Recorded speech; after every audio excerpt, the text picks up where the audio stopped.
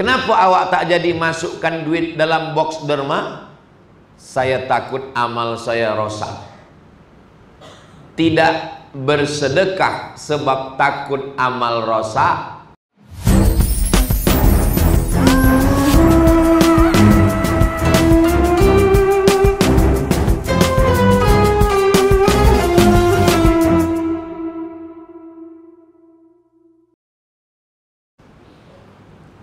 Kullu mri'in tahta zilli shadaqatihi. Setiap kita manusia ini nanti di akhirat tak ada tempat bernaung. Idza samaa'um fatarat, langit terbelah. Wa idzal kawakibun tasarat, planet bertembung berjatuhan macam tasbih putus tali. Wa idzal biharu fujirat, lautan diletupkan naik ke darat, tsunami namanya. Wa idzal quburu bu'thirat, semua yang dikubur bangkit tegak berdiri. Alimat nafsum ma qaddamat wa akharat, disitulah manusia baru sadar apa yang dah dia buat dulu dan apa yang akan dia bawa bekal mati menghadap Allah Subhanahu wa ta'ala. Macam mana dengan pokok kayu, bukit-bukit, gunung-gunung? Wa takunul jibalu kal ihnil manfush. Manfush, bulu kambing yang dihembus angin, hilang. Tak ada tempat bernaung, tak ada tempat atap, tak ada masjid, tak ada surau, tak ada rumah, tak ada gedung. Di mana tempat kita berlindung? Tak ada. Ada manusia yang kerana peluh panas tenggelam hingga ke lutut, hingga ke pinggang, hingga ke perut, hingga ke leher. Lalu kemudian kata Nabi sallallahu alaihi wasallam, kullu mri'in tahta zilli shadaqatihi. Ada orang yang selesa sebab dia berada di bawah zilli shadaqah, di bawah atap naungan perlindungan sedekah. Jadi yang menaungi kita nanti di padang mahsyar itu adalah sedekah.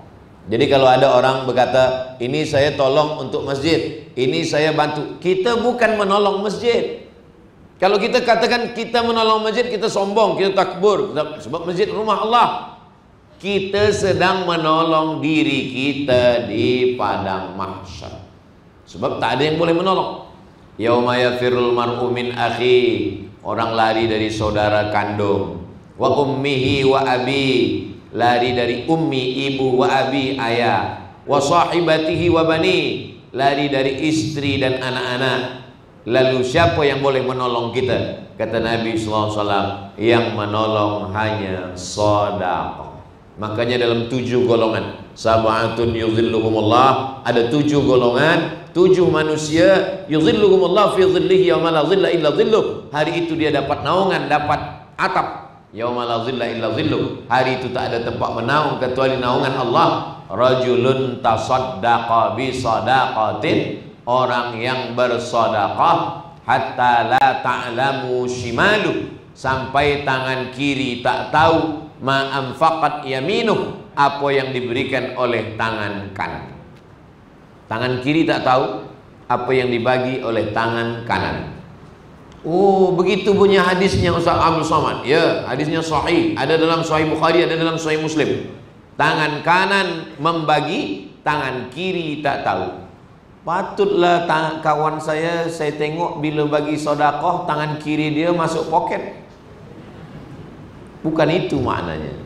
Makna tangan kiri tak tahu apa yang dibagi tangan kanan itu makna kiasan, bukan makna hakiki. Itu maknanya adalah jangankan kawan di sebelah, tangan kiri pun tak tahu. Maksudnya tidak riya, bukan sum'ah. Tapi sahabat Nabi bersedekah itu, sahabat yang lain tahu. Ada sahabat Nabi namanya Abu Dihdah. Abu Dihdah ini membagi 600 pokok kurma. Coba hitung kira 600 pokok sawit berapa ringgit harganya sekarang di Perak, di Taiping. 600 batang. Ini bukan sawit, 600 batang pokok kurma. 1 kilo kurma ajwah Madinah 80 sampai 100 rial. Bayangkan berapa harga 600 batang. Dia bagikan kepada Nabi SAW. Abu Dihdah Semua sahabat tahu. Itu maknanya boleh bersedekah orang lain tahu. Lalu kemudian ada sahabat Nabi namanya Abu Talha. Zaman Nabi, siapa yang ada kebun, di dalam kebun itu ada kulam, di dalam kebun itu ada perigi tempat air, maka itulah orang paling kaya. Sebab air lebih mahal. Sampai hari ini air lebih mahal daripada minyak. Tapi apa yang terjadi? Hadis itu masyhur. Itu menunjukkan sahabat Nabi pun dulu bersedekah, orang lain tahu. Yang tak boleh itu adalah kita menceritakan ke orang lain. Masalah kita bersedekah orang lain tahu, itu tidak apa. Kita dah pegang duit.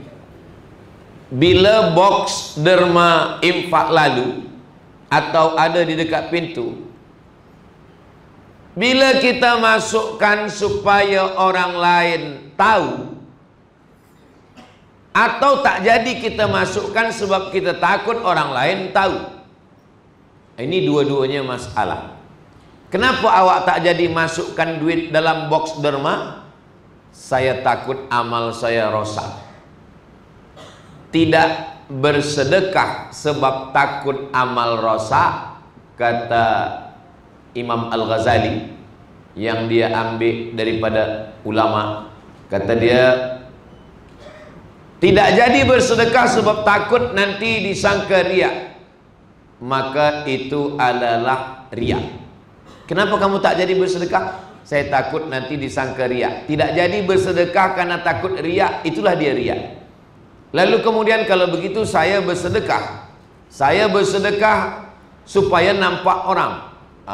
Saya nak nanti bila box lalu saya nak bersedekah, tolong awak hidupkan kamera.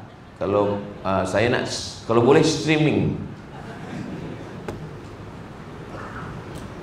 As-sadaqatu li ajlin nas syirik. Bersedekah karena manusia syirik. Sebab kita sudah menduakan Allah. Berarti kita tidak hanya ingin dipandang Allah, dipandang manusia. Syirik. Tidak jadi bersedekah karena takut riya, itu adalah riya. Lalu yang betul macam mana? Kita masukkan saja duit, selepas itu kita istighfar supaya bersih hati kita. Astaghfirullahalazim, astaghfirullahalazim, astaghfirullahalazim. Jangan sampai ada orang menggamit kita dari belakang, lalu dia tunjukkan duit 100 ringgit. Bila kita duduk di masjid, tiba-tiba ada orang dari belakang menepuk bahu kita, dia tunjuk 100 ringgit. Kita pun mengangguk. Iya, dia masukkan 100 ringgit tu dalam box derma. Selepas itu baru dia bagi tahu, yang 100 tadi duit awak jatuh. Baru kita menyesal. Allah Subhanahu wa ta'ala bagi kita kesempatan supaya kita tidak masuk dalam golongan riya. Riya diambil dari kata ro'a. Ro'a menengok. Riya menengokkan amal, menontonkan amal kepada orang lain supaya dipandang oleh orang lain. Itu yang rosak. Adapun orang menengok, selepas itu dia puji kita, kita tinggal istighfar saja dalam hati. Sebab sekarang banyak orang tak beramal sebab banyak ditengok orang. Kenapa awak tak sembahyang ke masjid? Saya takut bila saya sembahyang ke masjid hati saya rosak. Jadi saya sembahyang di bilik saja. Rupanya bila tanya isteri dia, di bilik pun tak sembahyang. Ini tak betul. Jadi kita tetap datang ke masjid.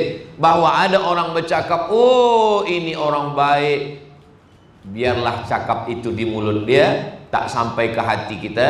Kita banyak istighfar, minta ampun. Doakan juga Ustaz Abdul Somad yang bagi tazkirah, dipuji orang, disanjung orang, dikomen orang. Jangan sampai dia merusak hati kita semua. Cepat-cepat beristighfar. Astaghfirullahalazim alladzi la ilaha illa huwal hayyul qayyum wa atubu ilaih. Kalau cepat kita beristighfar, cepat mulut kita bercakap, dia masuk ke hati kita, tak sampai ke fikiran kita. Tapi kalau kita diam, disitulah masuk bisikan syaitan. Alladzi waswisu fi sudurin nas minal jinnati wan nas, daripada jin dan manusia.